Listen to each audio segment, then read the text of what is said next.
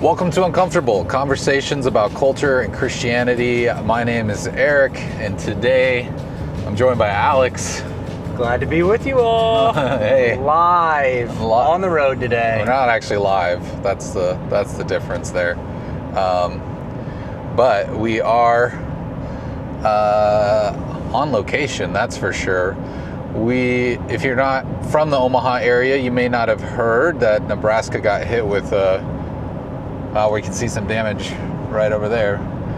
Nebraska and Iowa got hit with kind of a once-in-a-lifetime round of tornadoes. And we're going out to visit a family that was, devastated by this. Yeah. I mean, their home was pretty much completely demolished, the Ranney family. They were all home at the time. And I think we just really wanted to take an opportunity to hear their story.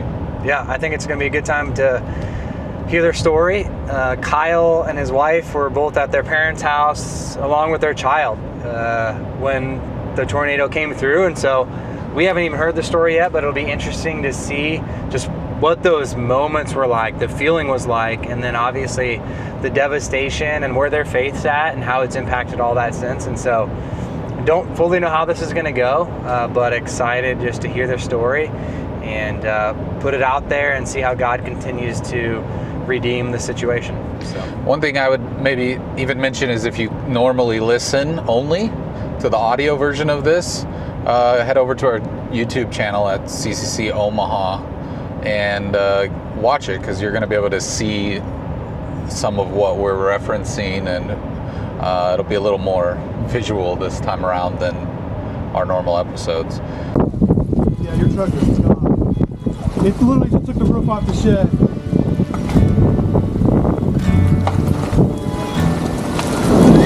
Oh my God, I can't even hear that.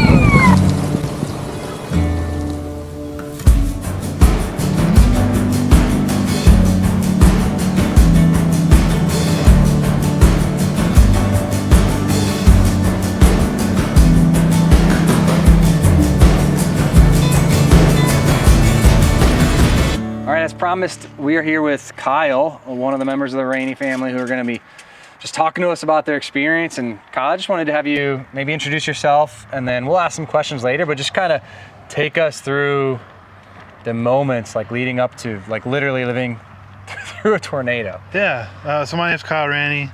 We have a long history with Christ community, and I'm glad you guys came out, so thanks for that. Yeah. But yeah, my wife and son were here with me and my parents, and I actually, weird enough, left Omaha to get away from that tornado that came down in Epley, because I live in Midtown, so I was kind of worried there. And the storm chasers were here, and they were actually looking at the storm in Omaha, and nobody had any idea that this was kind of coming on the way. And so we came down here, and I got inside, noticed that rotation over there, and then the tornado came down, and we just grabbed everybody and ran to the storm shelter back here. We can take a look at that. Yeah. But I mean, I watched it come over the hill, and it was going that way, and then all of a sudden it didn't go that way, and it came this way, and doubled in size as it got closer, it got bigger, and I mean, just in the nick of time, we ran back there, and I was in there probably 3 seconds before the roof of this building took off. Yeah. So. Yeah, I remember just seeing, like, yesterday I was looking at your pictures and just the aftermath of kind of crawling out of the storm shelter, and just everything was gone, everything was moved around. So like, what's it feel like? You lived, like a tornado went like above your heads. Like, describe like the sounds, the sights, like all of that kind of, the feelings, the emotions, like in those moments. Yeah, I mean, it was a lot like the opening to the Twister movie from the 90s, to be honest, except so much faster. It was just so loud, and I mean, you almost didn't believe it. I mean, I remember my dad saying like, oh, it's little, it's not that bad, but it was probably about almost as worse as it could be, Yeah. I mean, it just, so many loud sounds. It was like a rumble, and then just all the little things hitting things were just so loud. And then after, I couldn't hear, so came out of here, and the car alarms were going off, which I hear in the video that I took after the fact, but yeah. I couldn't even notice it because it was just so loud. And then we were hunkered back in the shelter, and I had my wife and son behind me, and we looked out the door, and you could see. We were gonna walk back there. It. Yeah. And so you could see the roof. I watched the roof go off with my own eyes. Yeah, because this shed is about like how big? Like 20 it's like 30 by 80. 30 by I think. 80. It's pretty deep. Just a whole. And all this was filled with rubble. There were cars. And this trailer was on the other side of the property, and the tornado picked it up and threw it into here. It's like almost a football field away. So, but we were back here in this storm shelter. Which is one of those things you're thankful to have, but you never actually want to use, right? And you guys are just kind of huddled in. Well, maybe I won't try to move that out. Some of this stuff got pushed in here, but this is just a little 8 by 8 room in here with the reinforced, concrete roof. And we've been joking since it happened. My mom wanted to put this in, but my dad, it's typical, like, I don't want to do that. But we're really glad it got put in. Yeah. And you never think you have to use it. Yeah. I wish I didn't have to use it, but I'm thankful that we had a place to stay safe. Yeah. So. Yeah. So you guys walk out of this storm shelter. Like how long were you in there? And like, after you walk out, what are like those first moments? I mean, all this destruction was like 10 seconds. It was so fast. That's I mean, it was almost unbelievable. I'll share the video with you guys, but I came out of here and you could see the tornado in the background, and I'm just trying to make my way up over this wall here. But there's, and of course you're like, oh, where's the ladder? Well, you can't find anything. Yeah. So I climbed up on a truck to jump over the top here, and then there's open nails, so I tried to find some carpet to put down there so we could get my wife and kids and my mom and dad out. But within 30 seconds there were people already driving up here coming to check on us. So we had one storm chaser come up, and then the fire department was here just right away. So yeah, the response was really awesome. And then Saturday we had probably over 150 people here. Wow. Organizing. A really good friend of mine came and just organized everything. They ordered the porta potty and the dumpsters, and they called people with skid loaders, and it was like a little small army. And then people just drove by and gave us food. Yeah. We didn't even know. They just drove by on the highway and brought pizzas up. And so, it was really great to just see that response from the community and like several churches. And I met people that I hadn't seen in, over 15 years. Yeah. Everyone from my first girlfriend in high school, yeah, all the way to people that, I wouldn't even thought that would show up. Yeah. So, the response has been really awesome. So it's one of those things you hope that like the response of people and community, and talk about small town community, the heartland, we talk about those things, but you never want to be on the backside of experiencing it. And even the irony of like I know shot videos for us at Christ Community, and now you're like on this side of telling the story. I'm used to telling other people's sad stories. Yeah. But here I am in my own little bubble.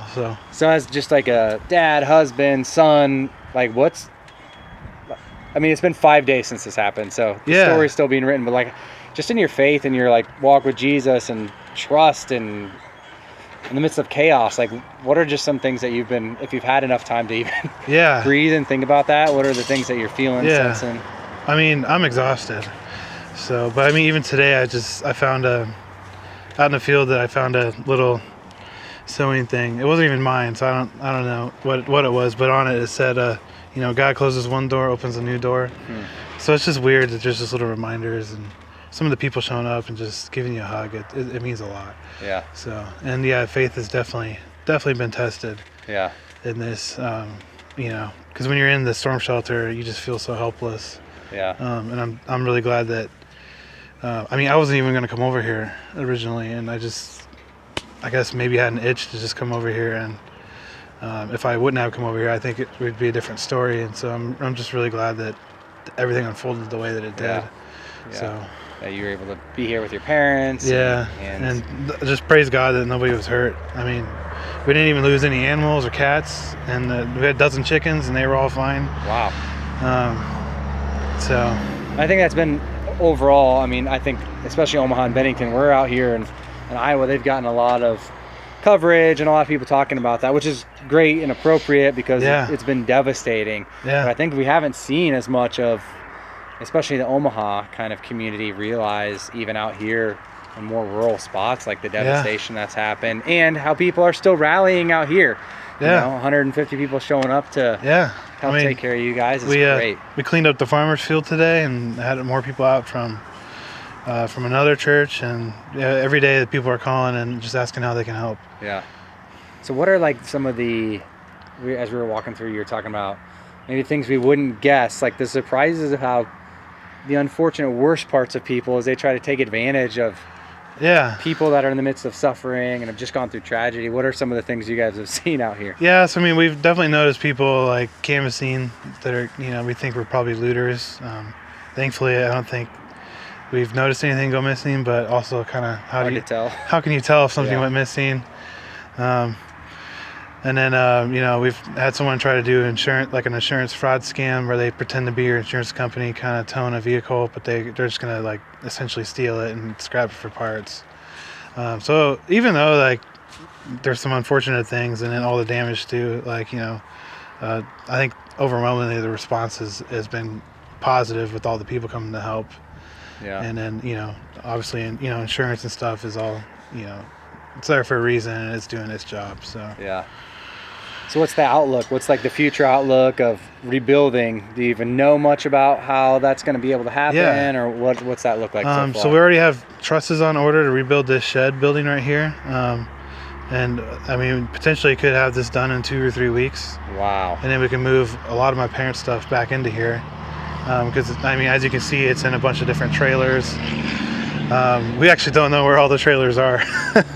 So we have to track those down and get those all organized and consolidated back into one spot. My parents have found a rental, which is for housing. Yeah. And then we've had people literally show up and just say, here's our car, you can have it until you don't need it anymore. And so that's been really great. So your vehicles all, as we were walking up here. all of our vehicles are totaled, so we're definitely needing vehicles. We have loaners for now, but insurance is taking really long on ours, unfortunately. But anything helps. Yeah, that's cool. It is related to that. Are there ways, like you're just saying, hey, here's just ways to be praying for you guys, but for others just affected, like just knowing the feelings and the thoughts and living through this? What are ways that those of us who didn't, you know, who are living safely at our houses and all that kind of stuff, what are the ways that we can be praying practically for people in these situations? Yeah, I think you could just pray that, you know, the insurance process goes smoothly and that things are less stressful. I mean, I feel like a lot of things are being taken care of at this point, but, you know, everybody's really tired. Yeah. So just rest. Yeah. Probably praying for rest. And peace really is the biggest thing. Yeah.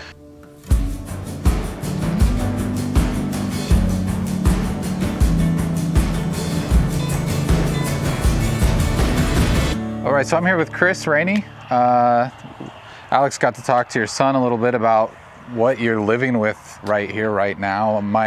I mean, this hits close to home for me. I live not far from here, and my kids go to school just over here in Trainer. Mm-hmm. And I remember that the day pretty clearly, like just tornado warning after tornado warning, and you start to lose count of how many tornadoes are in the area. Right. And I grew up in Wichita, Kansas for a little bit at a time, and tornadoes kind of became so regular that you just were like, it's nothing. Right. You know, we'll be fine. Yeah. And then you see something like this, and it's so grounding and humbling to realize that like this may not be normal, but it's so, I mean, destructive. I don't even know what else to say. But you lived through this. Tell us a little bit about that experience and what kind of where you're at now afterwards. Okay, sure. Well, it's interesting because earlier in that day, you know, there had been a tornado in West Omaha that had gone north, and we were watching that. And we have a storm shelter that's not part of our house, but part of my husband's storage shed. And I thought, well, I'm going to go out and just kind of straighten it up a little bit, move some things out of the way in case we need it, because we've been in it a few times with storms. But my grandson, Kyle's little boy, Mac, was here. And so I thought, well, I'm going to take some toys and some juice and some crackers so we could keep him happy. And I'd done that a couple hours earlier just in preparation, thinking we'd be sitting in there for 20 minutes and then be back in the house. But I had been watching the coverage about the other tornado. And, whenever you see that, especially so close to home, the thought always occurs to you, like, I wonder what that would be like if that happened to me, and you start looking at your home and you start looking at, things saying, what if this is all blown away? So I was having those thoughts earlier in the day, which is funny. But then when, and I don't even know if this was on the radar. I don't remember hearing about it on the broadcast about it, but it was looking pretty dire. And my husband or Kyle was here first, and he actually saw the storm. He's like, Mom, there's rotation. And I'm looking, I'm like, where? And I saw it, and we could actually see it kind of coming down out of the clouds. So, okay, my daughter-in-law and grandson, we ran back in there, and we were in there, and I got them settled. And then I came back out because I was going to watch it, because in Iowa, that's what you do. You watch tornadoes. Right. And originally we thought it was going to go straight east. So I thought, we'll just watch it go by. But as I was heading back out, Kyle and my husband had been out here. Drew was filming it with his camera. They come running back in, and neither one of them are fast runners, but I've never seen them move that fast. And they're like, it's coming straight for us. So we all piled in our shelter. And I don't know, we were probably in there 30, 45 seconds maybe.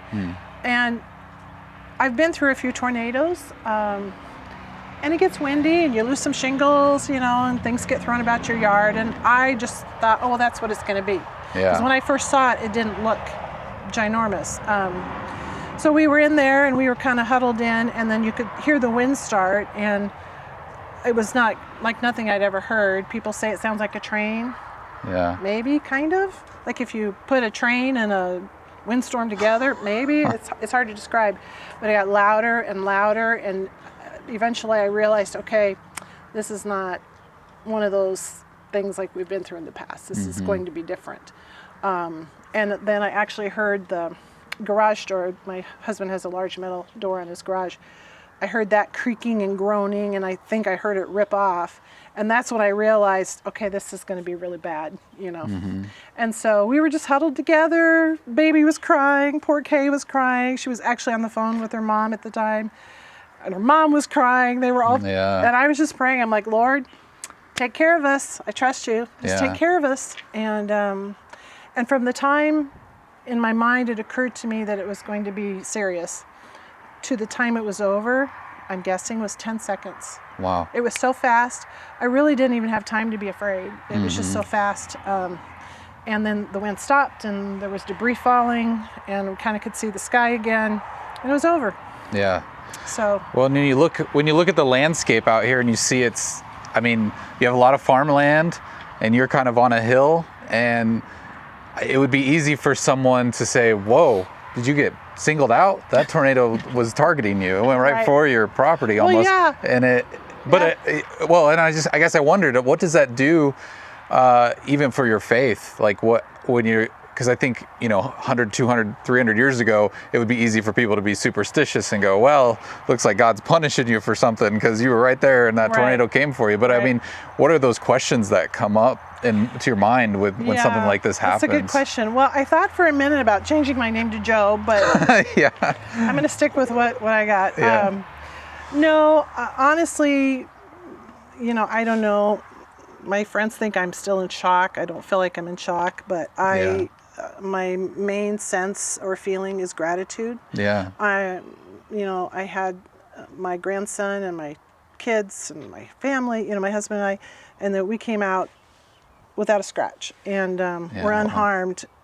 After seeing what we lived through, to me that was miraculous, and I'm just so grateful that none of us were hurt.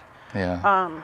Because all this stuff, I've been collecting and planting and building here for the last 4 years, we can replace it. Yeah. So I don't feel singled out. I feel blessed. Yeah. And protected and cared for. And you know, in terms of my faith, you know, I think I don't think God singles people out, or I don't think God intentionally sends things, but I think He allows things to happen. And I guess my attitude's always been, you know, what is it that you have for me to learn? Yeah. What is it you have for me to, you know, grow through this ordeal? And also maybe just to be more sympathetic or empathetic for other people that go through these things. So I've done some disaster work in the past when we had some flooding back in 2011, which to me was really a fun project and gratifying to be involved with. So it's kind of interesting. It's a different disaster, but interesting being on the other side. Yeah. So yeah. Wow. Well, I don't have any more specific questions for you, but I mean, what would you say to people that want to get involved, even if it's not with you directly, but a lot of people in the area were affected? Like, what's maybe a call to action to them to help them, you know what to do? Because I think people are feeling that pain. They're feeling that hurt that you're going through. Well, I would say, and this is just speaking from my personal experience, I've always been very independent. I'm the one going around helping other people, taking care of other people. I think a lot of Midwesterners, they kind of are. And it's very easy to say, you know, in this situation, no, it's okay. We can handle it, you know, and no, we cannot handle this. And anyone who would say that, that's not true. They need help. Yeah. And so I think sometimes in these situations, because I've been there before with trying to help others that are trying to manage things on their own. And I think sometimes you just have to step into it. Not necessarily, you don't want to step on toes or be intrusive, but sometimes you just have to say, no, I'm going to come and I'm going to help. So instead of saying, do you need help? I guess my attitude is you should say, I'm coming to help, have something for me to do. Yeah. So for people to be maybe a little assertive, a little more proactive, and instead of just saying, you know, I don't know, just go, show up, take food, wear some gloves, you know, and find something to do. That's good encouragement. So, all right. Well, thank you for sharing and opening up, you know, being very vulnerable in this, because this is not, I mean, everything is kind of laid bare here, all of your belongings and everything. So this is a really shocking and traumatic experience. And thank you for sharing with us. We really appreciate that. Yeah. I'm, you know, I never liked the siding on this house. Well, it's a perfect time to replace that. So I guess I'm looking at it as kind of an opportunity. It's now I can get gray siding I wanted. So that might be silly, but there you go. Blessings in disguise. Blessings in disguise. There it is. That's right. That's right. Thanks to the Ranney family for being vulnerable and giving us the opportunity to speak with them. And thanks to all of you for listening. If you have any questions or concerns, you can reach out to us as always on social media, on Instagram or TikTok at CCCOMA Podcast, or send us an email to podcast@cccomaha.org. You can leave us a voicemail at 402-885-9930. But until next time, we'll talk to you then.